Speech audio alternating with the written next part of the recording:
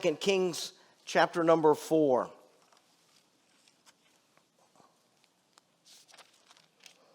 Across America, preachers are preaching on mothers and motherhood today.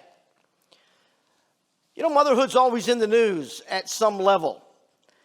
Life's decisions and situations in our culture on multiple levels. Mothers or motherhood is always in the news.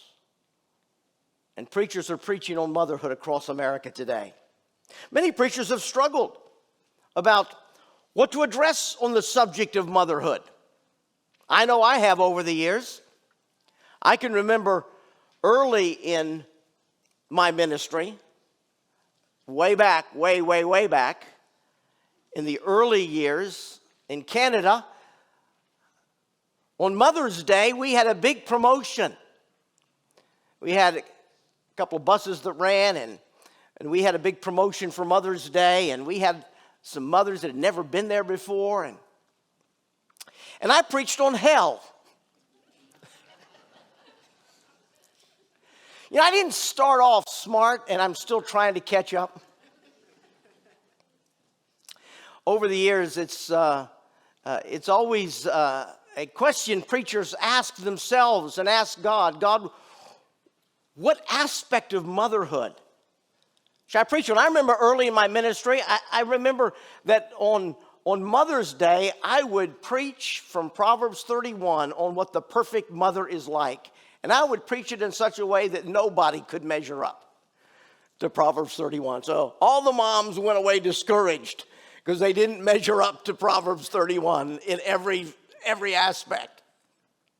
It took Betty a while to help me learn a little bit more about preaching on Mother's Day. And I hope I've improved a little bit over the years.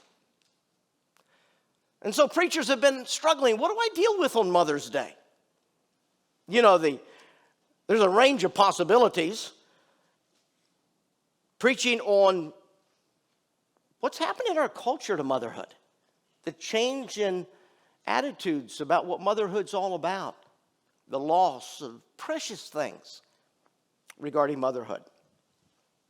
Maybe there'll be some preachers today that'll preach about the backlash of the Supreme Court's leak last week and all the politically charged things that have happened this last week, and the churches today who have demonstrators at their front doors of churches across America today protesting churches' celebration of Mother's Day as a backlash of what happened this last week. Maybe some preachers will address something to do with all of that.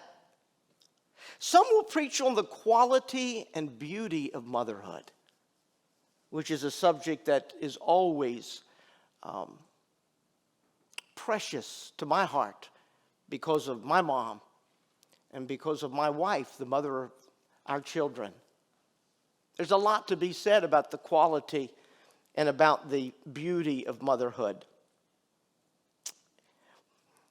Well, I went way back to 1996, the very first Mother's Day at Community Baptist Church. I looked up to see what event in the Bible I addressed on that first Mother's Day of the ministry here at Community Baptist Church. And I found that on that day, I preached about a great woman whose name we don't know. She was a great woman. And all that we know about her is found in one little section of the Word of God, where God addresses this great woman from the village of Shunem. And as I considered that and thought about that and prayed about that, I felt impressed that maybe that's what God wants us to look at for a few moments this morning. The great woman from the village of Shunem. And in this series of episodes in her life, this is what we know about her in 2 Kings chapter 4, and it appears as 3 episodes in her life. God gives us a little keyhole shot into her life at 3 different episodes of her life. And from those 3 episodes, we see the composite picture of a woman who was great in her character and great in her faith. And as such, she has come down to us all these 3,000 years since she lived as a great example of the character and faith that is embodied in so much of motherhood and the blessings in our lives. Well, this comes from the Old Testament. You remember how that God used some kings to reign over his people, the nation of Israel. There was David, and there was Saul, there was David, and there was Solomon. And then after Solomon, the kingdom divided into 2. And in the northern kingdom, there was a preacher by the name of Elisha. Elisha was the prominent man delivering the messages of God to the northern kingdom. And if you're a good Bible student, you'll remember that the northern kingdom was apostate from its beginning to its end.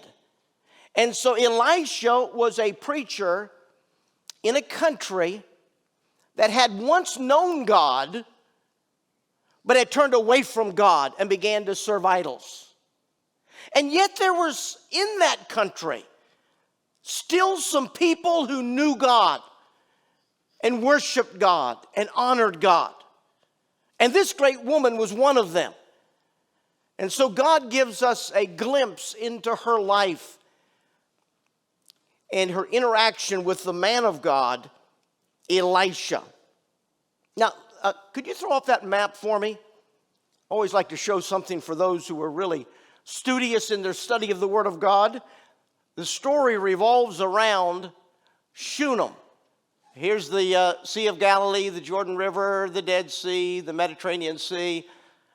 This is the area where Shunem, the village where she lived.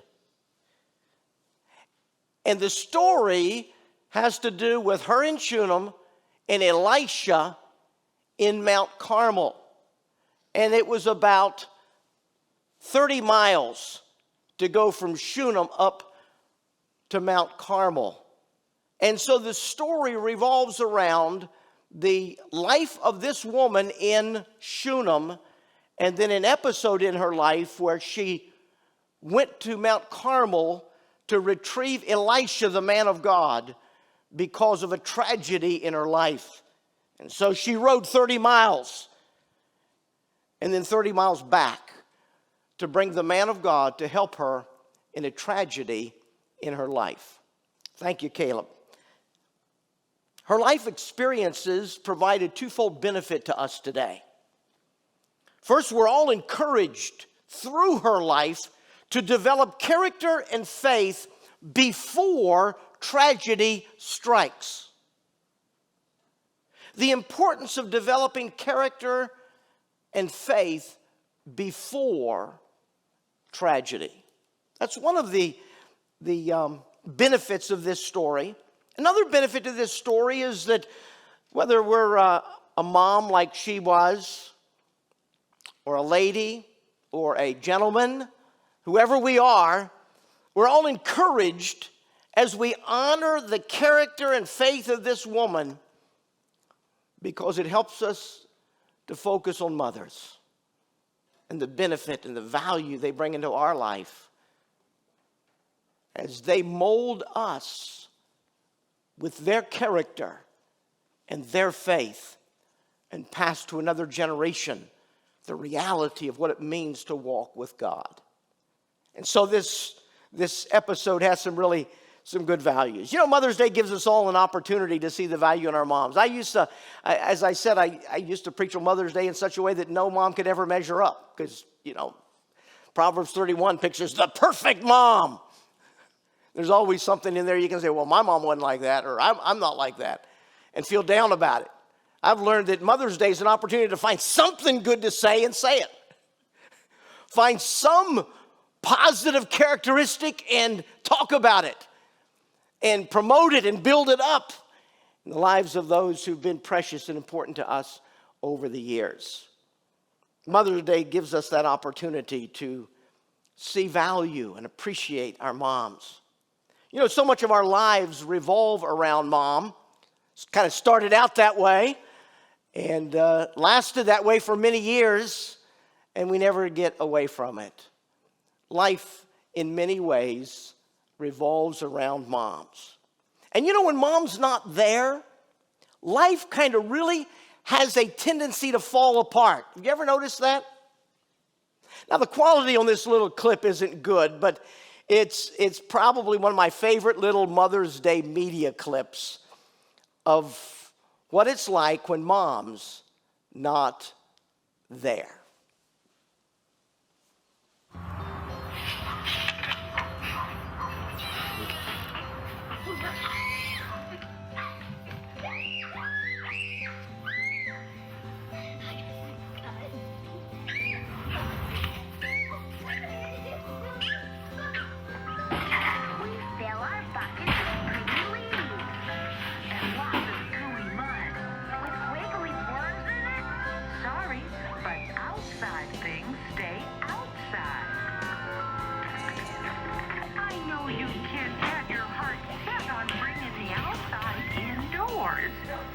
What about...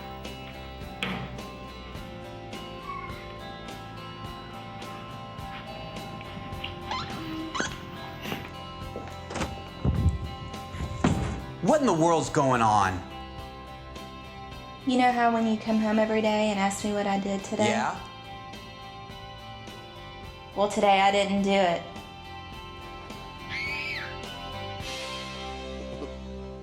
Doesn't that say it all?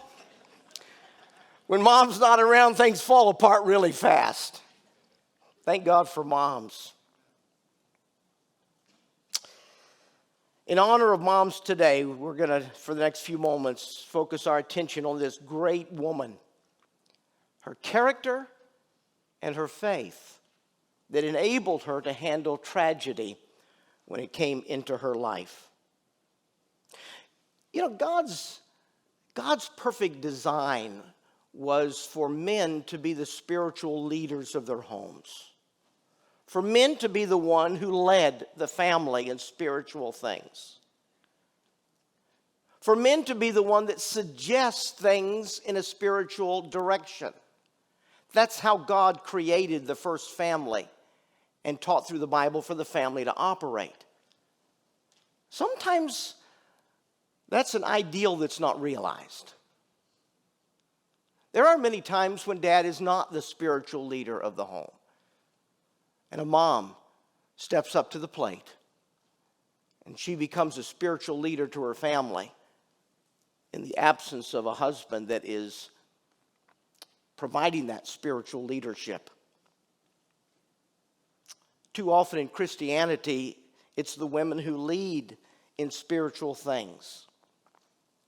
And in such cases, many women have stood to the need and exemplified great character and great faith that has helped shape the lives of her children.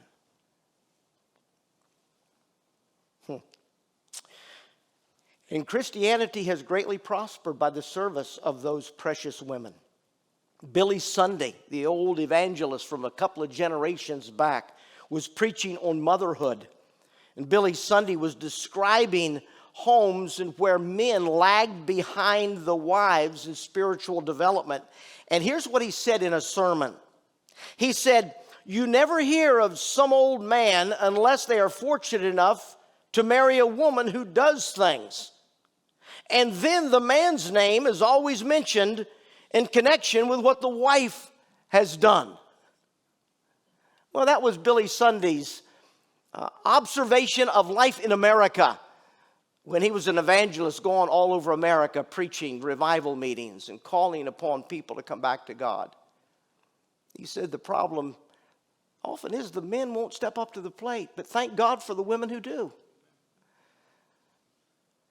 We even know from the Proverbs 31 woman that her husband was known in the political realms of their nation because of the virtue that came from the life of her husband's wife. His We are told that her name, her character caused his name to be known in the gates of the city. And we thank God for the amazing work that women have done. Now, the simple record in front of us revolves around 3 episodes in this Shunammite woman's life.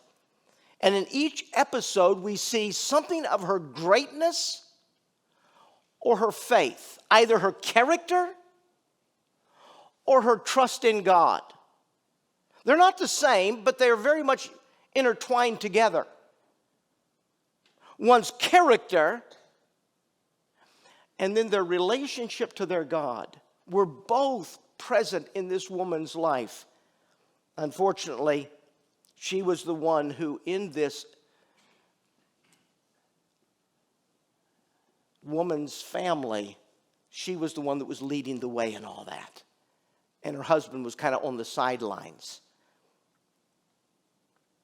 Let's look at these episodes. The first episode is that in the first episode, we find this great woman looking for opportunities to be a blessing. We see in verse number 8 of the portion we read a moment ago, she was a great woman, and she constrained him, Elisha, to eat bread. And so it was, as often as he passed by, he turned in thither to eat bread. Now, put yourself back in the story in the Old Testament. Here's this man, Elisha. He walks by their house, and she sees him on occasion because he traveled throughout the northern kingdom preaching. Now, she didn't know he was a preacher. She didn't know he was a man of God. She just looked out her window and saw this man pass by. Maybe a week later, she saw him pass by again. Maybe a while later, she saw him pass by again. And she saw this individual passing by, and so she went out. The Bible says that she went out and she constrained him. That's an interesting statement.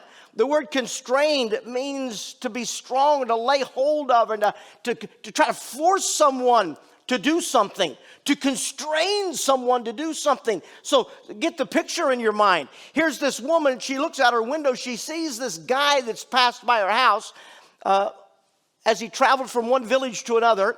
And she had seen him multiple times over a period of time. And so one day she went out and she got him by the arm and she drug him back to the house, said, "You're going to eat dinner with my husband and I." She constrained him to come and eat with them. You ever known a lady like that? Once they determine something they want to do for you, they won't take no for an answer. I mean, once they get something in their mind, they're going to make it happen whether you want it to happen or not. That was this woman. She was a person who looked for opportunities to be a blessing to somebody else, even if they don't want the blessing. She's generous. She wants to be a blessing. This woman looked for opportunities to share. She was generous. She was a generous person looking for opportunities to be a blessing to somebody else. You know, generosity is a great trait of character. Here's one of the reasons she was called a great woman, because she was a woman who lived a life of generosity. She looked for opportunities where she could do something to help somebody else and to be a blessing to them. You know, generosity is an earmark of Christianity. Jesus Christ told the story of the Good Samaritan. You remember what Jesus told it seemed to be a kind of a hypothetical story that Jesus told. We don't know if it was a real event or not, but Jesus told the story about a person who was traveling from Jerusalem down to Jericho. He fell among thieves. He was left by the side of the road, stripped of his possessions and wounded. And some people passed by. Some religious people passed by. A priest passed by. A Levite passed by. Different ones passed by. When they saw this guy lying on the side of the road, all beat up and bleeding, they walked on the other side of the road and would have nothing to do with him. But then somebody went by, a Samaritan, someone who ethnically was despised by the Jewish people. And when he saw the man lying there, he not only stopped to help him, but he invested in him. He invested time and resources. He saw an opportunity. And when he saw an opportunity, he gave what he had to be able to meet the needs in that opportunity.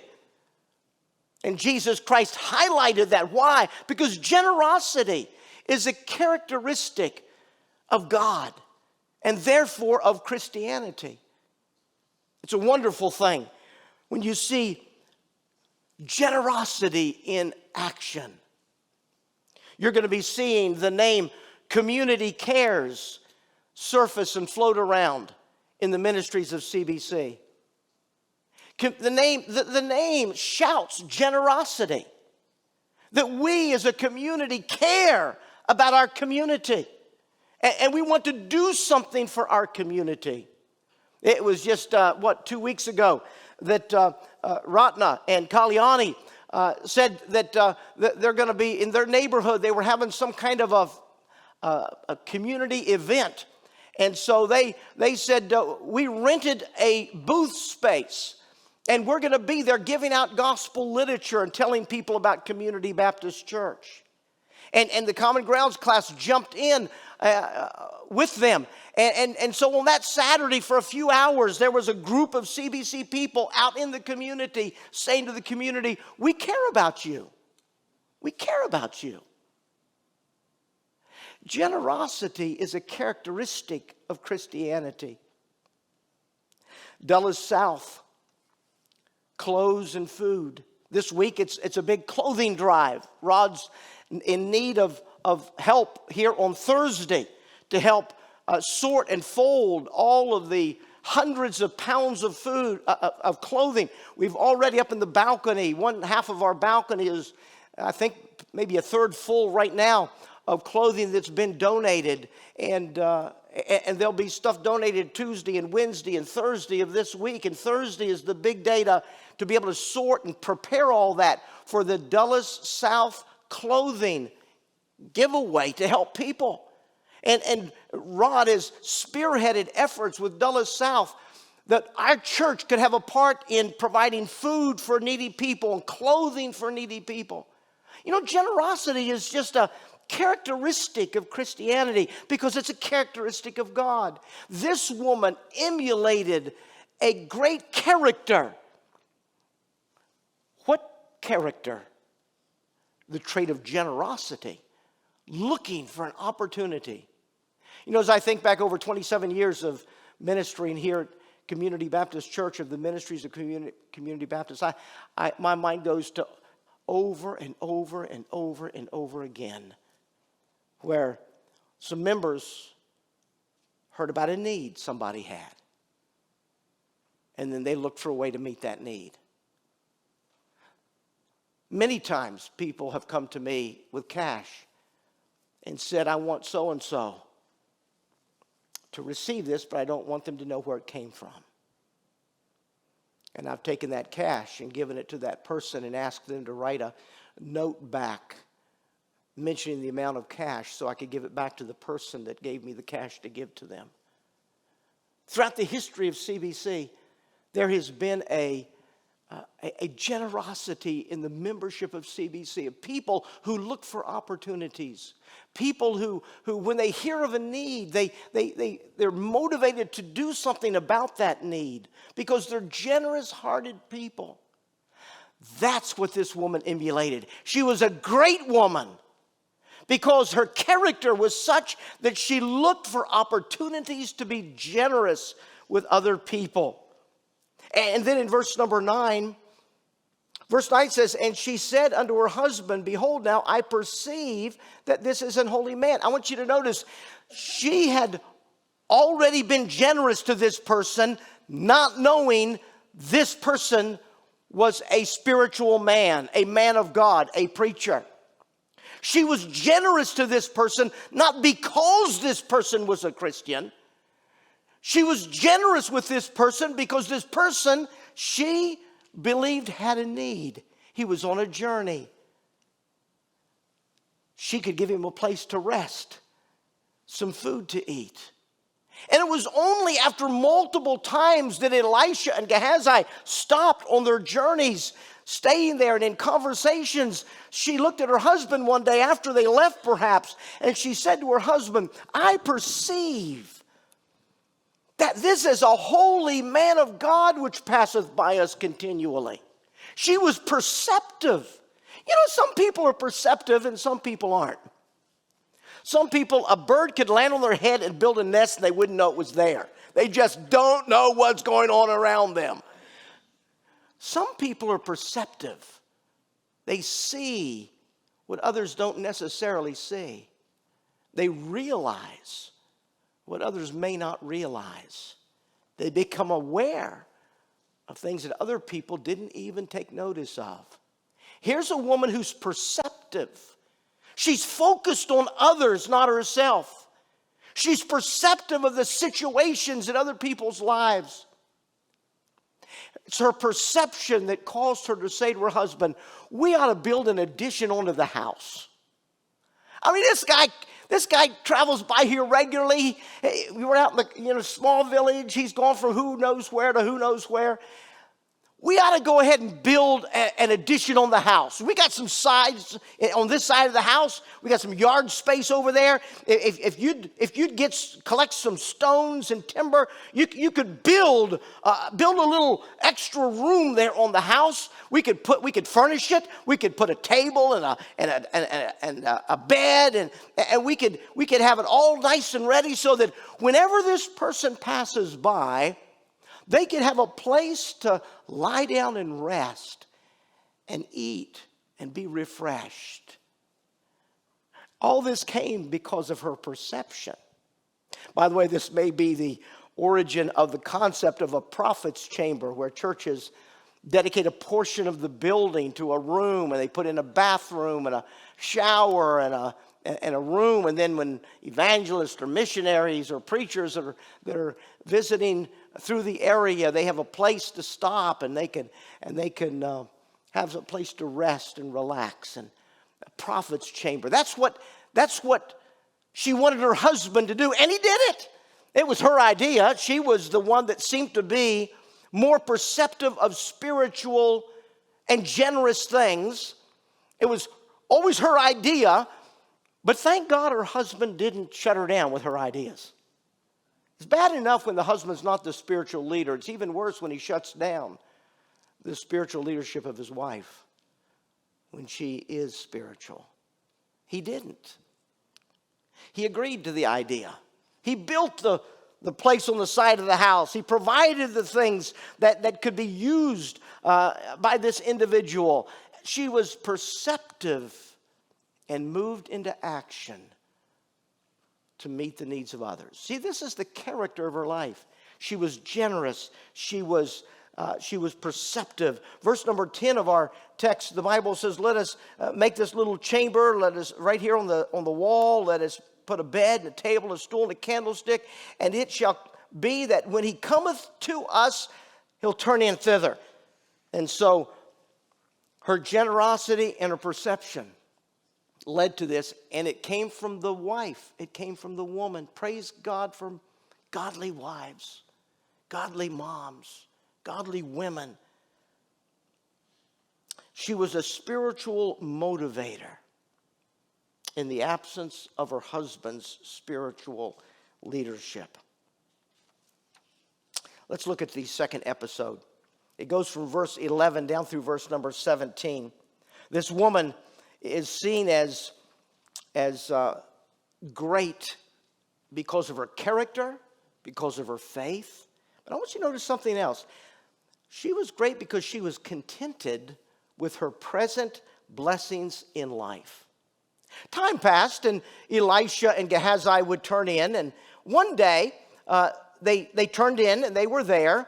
And in verse number 13, Elisha began to think, we have received so much from this lady. Verse 13 said, thou hast been very careful. The word careful means full of care, right? Full of care. You have been full of care for us with all this care that you've given us. You've given us a place to stay. You've given us meals over and over and over again. You've been so full of care for our needs. And what can we do for you? What is to be done for thee? Would you like us to put a good word into the king? Maybe go to the one who's in charge of the army and put in a good word to him for you? Maybe it is that it'd be good for you in your situation in life that you may have a need someday for a political favor from the politician or a safety concern, and to be known by the head of the army might come in handy someday. What can we do for you because of all that you've done for us? You may need something someday. Can we do something for you to show our appreciation? And do you see how she responded? She said, I'm fine. I dwell with mine own people. I don't need a politician. I don't need a military general. I've got a husband. I've got whatever family in the village. I don't need some outside favor. My family takes care of me. What a statement of her contentment in the situation she's in with her family. Elijah suggests these things, but she turned him down because she's content. Wouldn't it be neat if that kind of character existed in America today? The people were content and didn't need a political favor. I heard Kay Cole James once in person a number of years ago. Kay Cole James is currently the Secretary of the Commonwealth of Virginia. She has served in the at the federal level under 3 presidents. Up until partway through last year, she was the president of the Heritage Foundation, a large conservative think tank that is used to influence public policy. Kay Cole James has quite an illustrious career if you read about her and study what she's accomplished and where she's been. I heard her years ago tell a little bit about her life story. She's an African-American lady that was born and raised on the wrong side of the tracks in Richmond and Roanoke.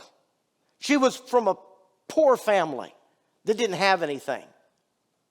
On the wrong side of the tracks. The kind of place where needing a political favor is commonplace. Living on welfare, accepting the tax dollars of working people so that I don't have to work. By the way, we've had a lot of that this last couple of years. People who won't work because the government will send them a check and they can make more not working. You know where the money comes from? Outside of the printing presses underneath the White House. You know where the money comes from? It's called tax dollars that working people have confiscated from them to be able to give out to people, some of whom won't work because they would rather take your money and live on it. Now in the Bible, that's called stealing, thievery. When you don't have enough character, the Bible says 6 days shall a man work. There is dignity in work. Accepting somebody else's labor so that you don't have to work is stealing. That is a lack of character. Kay Cole James was raised in a culture of that, but she was raised by an aunt that wouldn't have any part of that. And her aunt said to her, according to Kay Cole James, she said, my aunt taught me as I grew up, she said, after I get through raising you, you won't need Washington. And she didn't. Because she was raised with character, with a work ethic, with a contentment, to be content with what you can produce rather than living off somebody else's production. And this great woman from Shunem turned down the favors that were offered to her because she was content with what her family provided for her. I'm fine just with my family. You know, it's a matter of character when you work hard. It's also a matter of character when you're content with what you are able to produce. Contentment. I put down 3 verses, I think. 1 Timothy, Proverbs, and Hebrews. The Bible has a lot to say about being content with what you have and not living the rat race of trying to always get more. Contentment is a matter of character. And this great woman was a great woman because she was generous with what she had, because she was perceptive of needs, always looking for opportunities, because in her own life, she was content with what her family provided for her and turned down outside favors. She was great. And so, as God so often does, even though she didn't want to be rewarded for her actions, she didn't ask for favors, God rewarded her as a great woman of character. What did God do? Well, Elisha says, you know what, she won't accept our offers. What can we do? And Gehazi says, well, you know, she doesn't have any kids. And her husband's getting older and older and older, and it's kind of looking she probably won't have any kids.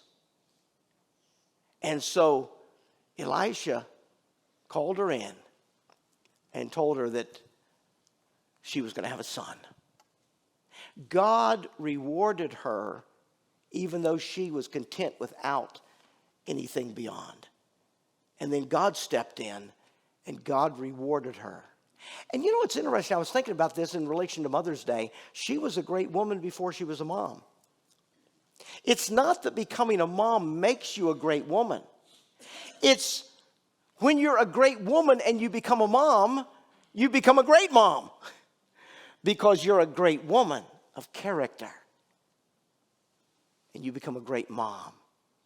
And we're all thankful for our moms, for that character in their lives that they passed on to us in helping us.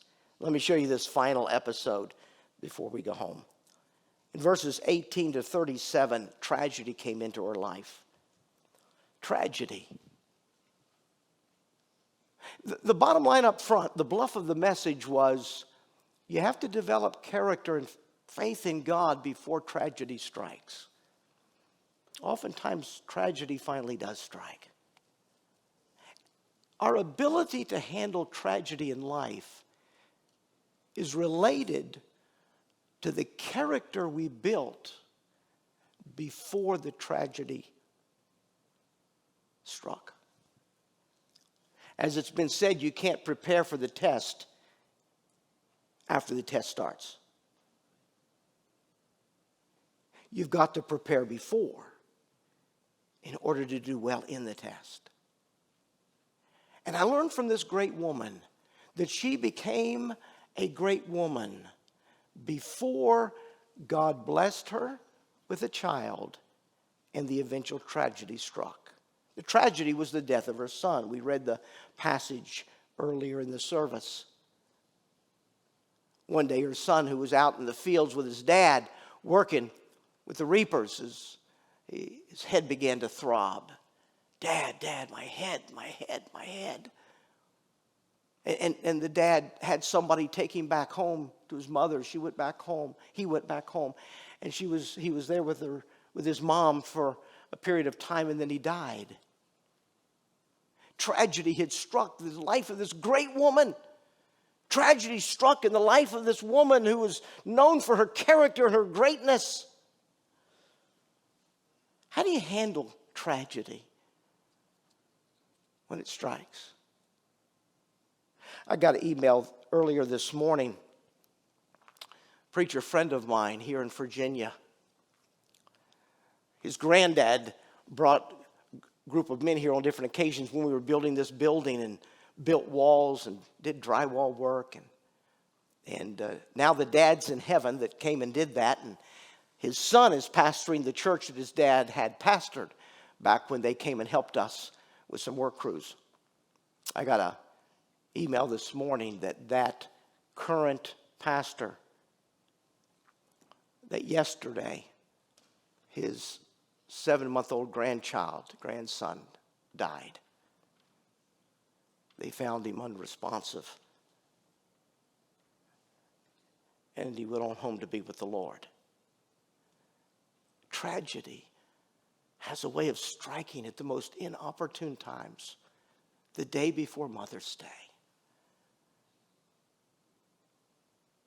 And so there's a pastor and his wife and his kids, and a mom and a dad and a family that are grieving today because tragedy struck yesterday and ripped from their grasp the precious little 7-month-old son that they were raising. What we see in this story is that this great woman was able to overcome tragedy. How did she overcome the tragedy? She overcame the tragedy because of the depth of her confidence in God. She said to her husband, she said, get me a donkey, get me someone. I got to go to the man of God. He's up on Mount Carmel, 30 miles away. I've got to get there. And the husband looked at her and said, what do you want to go there today for? It's not Sunday. Why are you going to go to church today? It's not Sunday. He said to them, it's not a new moon. It's not a Sabbath day. It's not a spiritual event that you need to go and be where the man of God is. Why today? And she said, everything's going to be okay. She had faith that everything was going to be okay. She got on that donkey. The driver, the guy that was driving the donkey, I don't know if it was one donkey or a cart or what it was, but there was someone driving it. And she said, don't worry about me. I'll hang on. You just drive like you've never driven before. If it gets too much, I'll holler.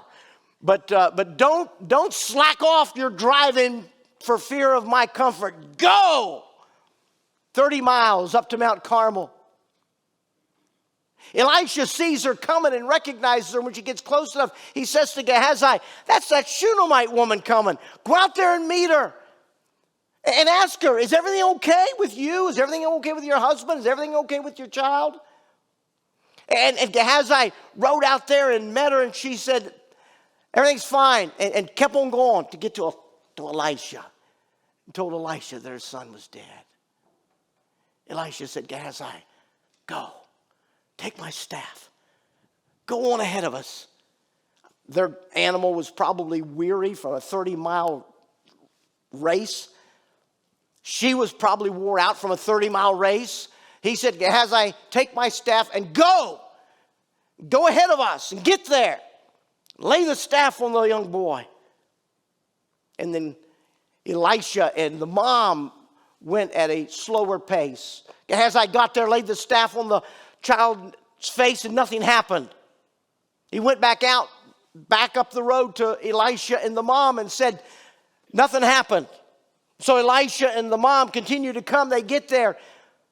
The Bible again reaffirms that the child is dead. Elisha goes up, closes the door in this little chamber that they had built onto the house where she had laid her son. He went in and he laid his body prostrate across the body of this little boy.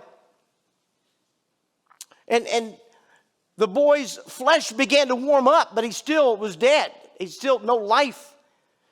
Elisha left the room and closed the door and paced back and forth. Then he went back in again. Laid himself across the boy's body, and the boy sneezed 7 times, opened his eyes. And Elisha went out and said to his mom, you can come in and get your son. Now, tragedies don't always end up that way. Hebrews chapter 11 tells us, by faith they overcame this. By faith they overcame this. By faith they overcame this. By faith the mouths of lions were shut. By faith the fire didn't burn them up. By faith, by faith, by faith. But then, Hebrews 11 says, and others were sawn asunder in a hollow log. By faith they were sawn asunder and killed. By faith they were martyred. By faith they died. Some tragedies turn out with a reversal of the circumstances. Some tragedies turn out with the escape from the circumstances by being taken to heaven. And the healing is the healing of going into the presence of God. We don't get to choose how our circumstances turn out, how our tragedies turn out. But when we have confidence in God, that He is bigger than my problems, and He knows more than I know, and He's good, and He will always be good. And sometimes in His goodness, He takes somebody home to be with Him. And sometimes in His goodness, He heals them to let them live with their family. And because this Shunammite woman was a great woman, she was able to accept the results. Fortunately for her, the results were that she had her son restored to her. But it was her faith in God that enabled her to say to her husband, everything's going to be okay. It was her faith in God that took her to someone. You see, this was back in a day before she had a Bible to read in her tragedy. This was at a time in history when she didn't have a church of people to cry with and pray with in her tragedy. This is a time in history. The only thing she felt she could do was get to the man of God to help her. Our New Testament tells us, casting all your care upon Him, for He careth for you. If we are people of character and faith, we can overcome our tragedies, even if our tragedies don't turn out the way we would prefer for them to turn out. That's what I learned from this great woman. Such a beautiful poster child for motherhood. For women, mothers or not, whom God created with some character traits that are like Him, that He puts in women sometimes to a deeper degree than He puts into men. And this great woman of Shunem is a wonderful poster child of the beauty and value of womanhood and even of motherhood. Of being great and being faithful to God. You know, tragedies are hard, though, to go through. We've all had tragedies of some kind. And we could swap stories, and the end result of our tragedies wouldn't be the same. But we know when you're going through a tragedy, it's hard. You need all the character you've developed before the tragedy, and you need all the faith that you've built with God before the tragedy to be able to deal with the tragedy. I was in a preacher's meeting years ago here in Virginia. A man by the name of Lynn Hardaway was preaching. At the time, he was the pastor of Fellowship Baptist Church in Chesapeake, Virginia. Lynn Hardaway was preaching that day, and he told a story about a family in their church that attended the church for a period of time, a dad and a mom and a son. And the family moved away. moved away or stopped coming to the church. I don't remember which, but they weren't there for a period of time. And during the period of time they weren't at the church, the husband left his wife and left his son. And after the mom had been abandoned by her husband, she and her son came back to the church. They were looking for some place where they could find help and encouragement, a family of people that would help them through the tragedies of their life. The son was a young adult by this time, and he was trying hard to get a job. There was a particular job for the State Department that he had spent a lot of time and work and effort to try to land this job with the State Department, but he didn't hear anything back, and he didn't hear anything. All he got was silence. And their lives were troubled, abandoned by a husband and a dad, struggling to make ends meet, a son trying so hard to get a job, and silence. And one day, Pastor Lynn Hardaway's phone rang, and it was the police department, and they said, "We need you to come to this address." The mom had found her son in his bedroom where he had killed himself. All the troubles mounted up. The silence from the State Department became life unbearable for him, I guess, to the point where he decided he would not continue his life. But the striking thing is Pastor Hardaway shared this story. The Thursday after the son committed suicide, a letter arrived from the State Department offering him the job. He had gotten the job.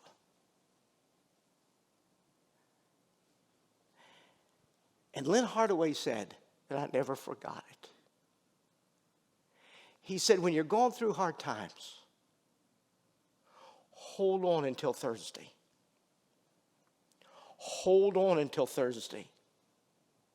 Hold on until Thursday. Because if that young man had just held on just a few more days, everything was going to be all right. This great woman was great before she was a mother. She was great before she knew Elisha, the man of God. She was great because she had developed character in her life. Generosity, perception, contentment.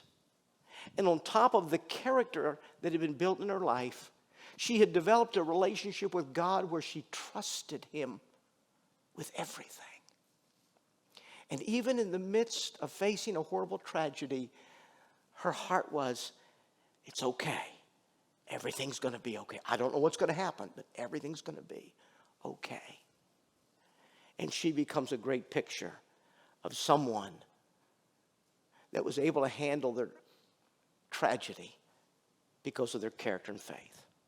God help us to be like that. Men, women, moms, singles, young people, teenagers, children. You can't prepare for the tragedy after the tragedy gets here. So develop character in your life. Develop a relationship with God whereby you trust Him with everything, regardless of anything. And then just hold on until the answer comes and God helps you through the tragedy of your life. So on Mother's Day, there's the poster child of an amazing mom. She was great as a mom because she was great as a woman before she became a mom. And her greatness and faith carried her through every situation in her life. Moms, you're precious to us. We wouldn't be here without you.